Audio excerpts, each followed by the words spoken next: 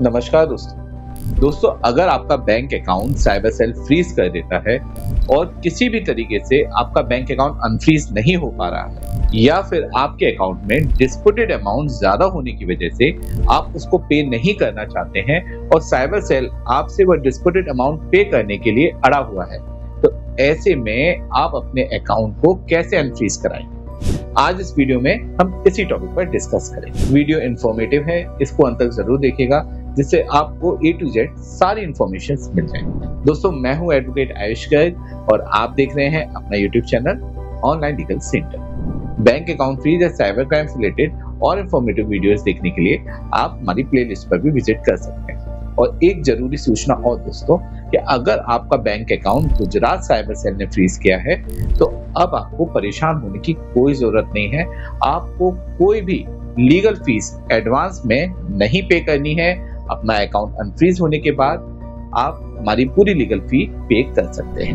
दरअसल दोस्तों Gujarat cyber cell से बहुत ज्यादा संख्या में बैंक अकाउंट इन दिनों फ्रीज हो रहे हैं। ऐसे में स्कैमर्स भी एक्टिव हो गए हैं और वो इस नाम पर कि वो आपका बैंक अकाउंट अनफ्रीज करा देंगे गुजरात साइबर सेल से, वो आपसे पेमेंट की एडवांस फी की डिमांड करते हैं और फिर जब भी आप उनको एडवांस फी पे कर देते हैं तो फिर वो आपको रेस्पॉन्स देना भी बंद कर देते हैं और आपके संग स्कैम हो जाता है। इसी चीज को देखते हुए हमने गुजरात साइबर सेल से अगर किसी का बैंक अकाउंट फ्रीज होता है तो हमने उनके लिए एक सुविधा प्रोवाइड कराई है।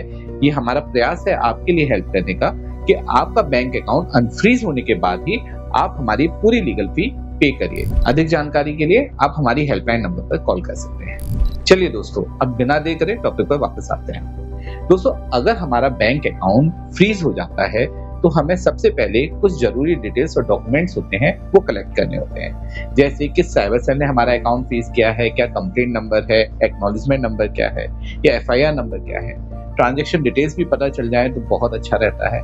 जब ये डिटेल्स हमें मिल जाती हैं तब हमें साइबर सेल से कांटेक्ट करना होता है। आखिर ये डिटेल्स आपको मिलेंगी कहां से? ये डिटेल्स आपको आपकी बैंक से मिलती है। अगर बैंक आपको डिटेल नहीं देता है तो आप हमारी हेल्पलाइन नंबर पर कॉल करें, हम ये डिटेल्स आपको प्रोवाइड कराने में आपकी हेल्प करेंगे। जब आप साइबर सेल से कांटेक्ट करते हैं तो वो आपसे डिस्प्यूटेड अमाउंट पे करने के लिए कहते हैं या जो अमाउंट आपके अकाउंट में गलत फंड आ गया है उसको पे करने के लिए कहते हैं।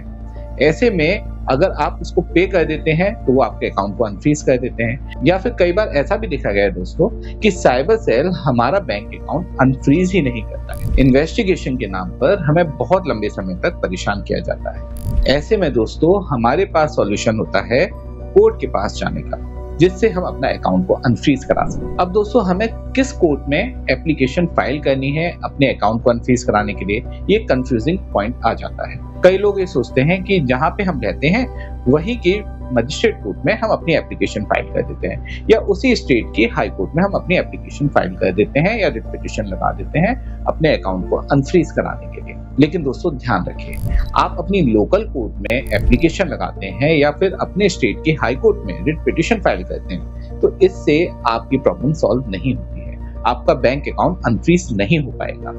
आपकी प्रॉब्लम तभी सॉल्व हो सकती है जब आप उस मजिस्ट्रेट कोर्ट में या उस स्टेट की हाई कोर्ट में रिट पिटीशन या फिर एप्लीकेशन फाइल करते हैं जिसके ज्यूरिडिक्शन में वो साइबर सेल आता है जहां आपकी कंप्लेंट फाइल हुई है, तभी आपको रिलीफ वहां से मिल सकता है। तो दोस्तों इस बात का आप विशेष ध्यान रखिएगा। जब आप मजिस्ट्रेट कोर्ट में एप्लीकेशन फाइल करें और या हाई कोर्ट में रिट पिटीशन फाइल करें तो वहां पर आप किसी अच्छे साइबर एक्सपर्ट एडवोकेट की ही हेल्प लें जो कि आपके केस को अच्छी तरीके से रिप्रेजेंट कर सकते हैं। यहाँ पर दोस्तों ज्यादातर मामलों में यही सॉल्यूशन मिलता है कि आपके बैंक अकाउंट को अनफ्रीज कर दिया जाता है, डेबिट फीस को क्लियर कर दिया जाता है डिस्प्यूटेड अमाउंट का एक बॉन्ड फाइल कराकर या फिर डिस्प्यूटेड अमाउंट को आपके ही अकाउंट में होल्ड कर। तो ऐसे में दोस्तों फायदा ये होता है कि आपको डिस्प्यूटेड अमाउंट पे नहीं करना पड़ता है, इन्वेस्टिगेशन तक वो आपके ही अकाउंट में होल्ड रहता है और इन्वेस्टिगेशन कंप्लीट होने के बाद वो आपके फेवर में रिलीज भी हो सकता है। और इसी तरीके से दोस्तों अगर साइबर सेल आपका बैंक अकाउंट अनफ्रीज नहीं करता है तो भी आप कोर्ट के थ्रू अपने अकाउंट को अनफ्रीज करा सकते हैं और बिल्कुल फ्री हो सकते हैं। दोस्तों अगर आपका भी बैंक अकाउंट साइबर सेल ने फ्रीज कर दिया है और आप साइबर सेल या कोर्ट के थ्रू अपने अकाउंट को अनफ्रीज कराना चाहते हैं तो आप हमारी हेल्पलाइन नंबर पर कभी भी कॉल कर सकते हैं। हम इंडिया में कहीं भी साइबर सेल से तो आपका अकाउंट अनफ्रीज कराते ही कराते हैं, साथ में कोर्ट के थ्रू भी आपके अकाउंट को अनफ्रीज करवाते हैं। दोस्तों, ऑनलाइन लीगल सेंटर एक लॉ फर्म है। हमारे ऑफिसेज ऑल ओवर इंडिया हैं। बैंक अकाउंट फ्रीज या साइबर क्राइम से रिलेटेड किसी भी इश्यू के लिए आप हमारी हेल्पलाइन नंबर पर कॉल कर सकते हैं। हम आपकी पूरी हेल्प करेंगे। दोस्तों, अगर वीडियो इंफॉर्मेटिव लगा हो तो इसे लाइक, शेयर, कमेंट जरूर करिएगा।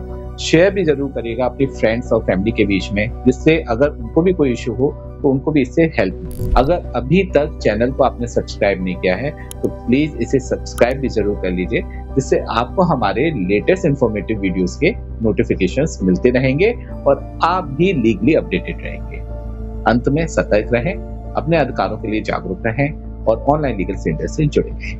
मिलते हैं अगले वीडियो में। जय हिंद।